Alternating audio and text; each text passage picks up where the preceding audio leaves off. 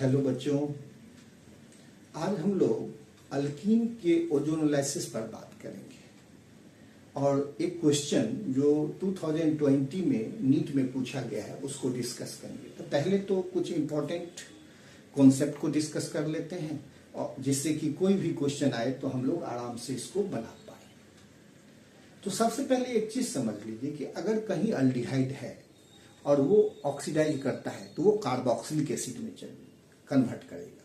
तो ये अल्डिहाइड है, CHO फंक्शनल ग्रुप है, ऑक्सीडाइज किया तो COOH कार्बोक्सिलिक एसिड में कन्वर्ट कर दिया। लेकिन अगर कोई कीटोन है, क्या है कीटोन, तो वो फर्दर ऑक्सीडाइज इजिली नहीं करता है।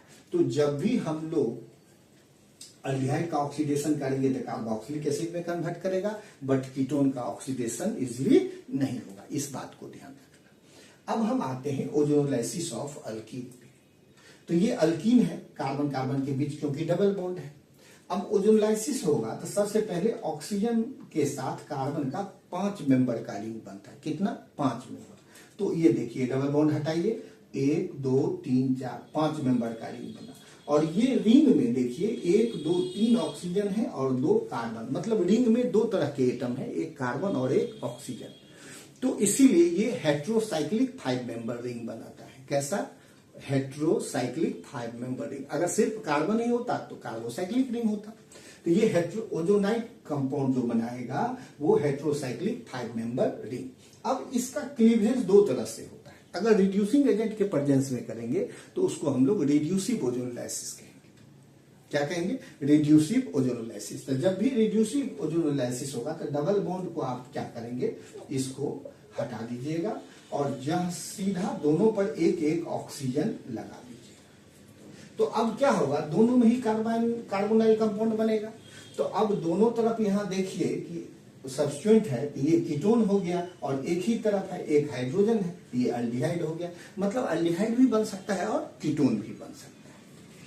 और अगर ये रिड्यूसिव ओजोनोलाइसिस, अगर हम ऑक्सीडेटिव ओजोनोलाइसिस करेंगे तो ऑक्सीडेटिव ओजोनोलाइसिस H2O2 लेते हैं, वो माइल्ड ऑक्सीडाइजिंग एजेंट है।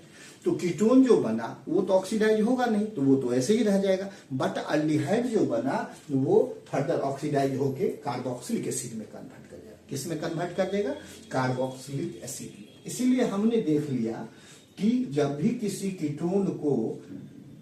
किसी अल्कीन को हम लोग ओजोनोलाइसिस करते हैं तो सबसे पहले एडिटिव ओजोनाइट कंपाउंड बनता है जो 5 मेंबर का हेट्रोसाइक्लिक रिंग भी होता है उसमें। उसके बाद जब उसका क्लीवेज होता है तो 2 तरह का, एक रिड्यूसिंग एजेंट के प्रेजेंस में होता है तो रिड्यूसिव ओजोनोलाइसिस होता है जिसमें अल्डिहाइड कीटोन बन सकता है। और जब ऑक्सीडेटिव ओजोनोलाइसिस होगा तो जो अल्डिहाइड वाला प्रोडक्ट बनेगा वो फर्दर ऑक्सीडाइज होकर किस में कन्वर्ट कर जाएगा? कार्बोक्सिलिक एसिड में।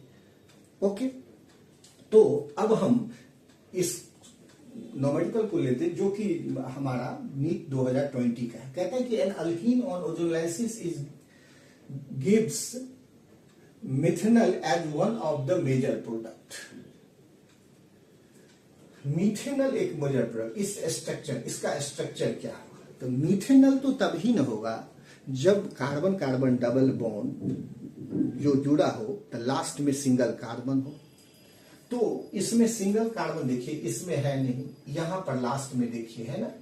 तो इसीलिए ये जो कंपाउंड हमारा है, इस कंपाउंड का हम ओजोनोलाइसिस करते हैं। तो ओजोनोलाइसिस करेंगे तो क्या करेंगे? डबल बॉन्ड को हटाएंगे और यहां भी ऑक्सीजन और यहां भी ऑक्सीजन। तो ये देखिए CHO, ये भी अल्डिहाइड बना, और ये भी CHO, ये भी अल्डिहाइड। ये मिथेनॉल बना। और आपको कह रहा है ना कि मिथेनॉल, तो देखिए ये मिथेनॉल। तो ये कब? जब ये reducing agent, zinc as a reducing agent दिए, तो ये रिड्यूसिव ओजोनोलाइसिस। अगर ये ऑक्सीडेटिव ओजोनोलाइसिस होता तो H2O2 as a mild oxidising agent use किए तो अल्डिहाइड इजिली किस में कन्वर्ट कर देता है? Carboxylic acid. और यहां भी अल्डिहाइड ग्रुप किस में? Carboxylic acid. तो यहां पर अगर मिथेनॉल बन रहा है तो ऑक्सीडेटिव होता है तो कौन सा बन जाता है? Formic acid. तो इसीलिए हमारा सवाल में ये नहीं कह रहा है, सीधा कह रहा है कि an alkene on ozonolysis give methanol. तो जब मिथेनॉल दे रहा है मतलब अल्डिहाइड दे रहा है, इससे जाहिर है कि रिड्यूसिव ओजोनोलाइसिस हो रहा है। ओके, अब इसी को एक कोई और ऑप्शन लेते हैं, उसमें देखते हैं कि उसमें क्यों नहीं हुआ। मान लीजिए कि हमने ऑप्शन डी लिया, ये ऑप्शन डी। तो इसका जब ओजोनोलाइसिस कराएंगे तो सबसे पहले डबल बॉन्ड को हटा देंगे और दोनों ही कार्बन जो डबल बॉन्ड से जुड़ा है उस पे कौन सी चीज ऐड कर देंगे, ऑक्सीजन। तो अब देखिए एक कीटोन बन गया और एक अल्डिहाइड। तो एक कीटोन और एक अल्डिहाइड, 3 कार्बन वाला अल्डिहाइड है, इसलिए हम उसको क्या कहेंगे, प्रोपेनल।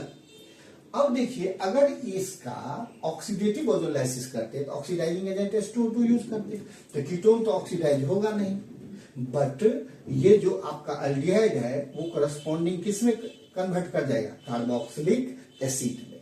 तो इसीलिए इस कंपाउंड का अगर हम लोग ओजोनोलाइसिस कराते तो इस केस में क्या हो जाता कि ओजोनोलाइसिस कराने पर रिड्यूसिव ओजोनोलाइसिस होता था कीटोन और प्रोपेनल, और अगर ऑक्सीडेटिव ओजोनोलाइसिस कराएंगे तो कीटोन का तो ऑक्सीडेशन होने से रहा तो प्रोपेनल प्रोपेनोइक एसिड में।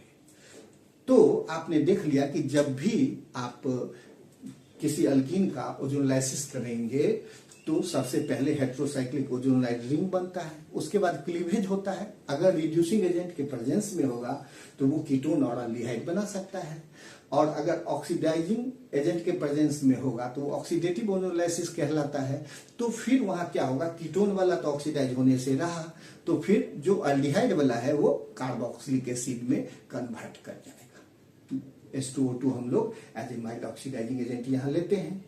तो उम्मीद करते हैं कि इस तरह का क्वेश्चन अगर अब आता है तो आप आराम से उसको बना ले जाएंगे। Thank you.